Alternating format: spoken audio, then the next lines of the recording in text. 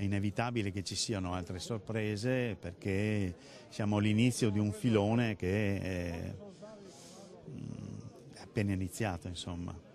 Il 19 febbraio 50 arresti per camorra, il 12 marzo altri 27 per 'ndrangheta, numeri impressionanti, inimmaginabili perlomeno ai più fino a poco tempo fa e che oltretutto, secondo il prefetto di Venezia Vittorio Zappalorto, sono probabilmente destinati a crescere. Le organizzazioni malavitose sono oramai considerate una presenza assodata in Veneto e nel veneziano. Probabilmente c'è stata anche molta ingenuità, facilità, faciloneria, che poi pian piano si è tramutato in queste situazioni, ma sono, per quanto mi riguarda, delle infezioni che una volta scoperto il problema e stiamo trovando gli antibiotici, verranno assolutamente curate.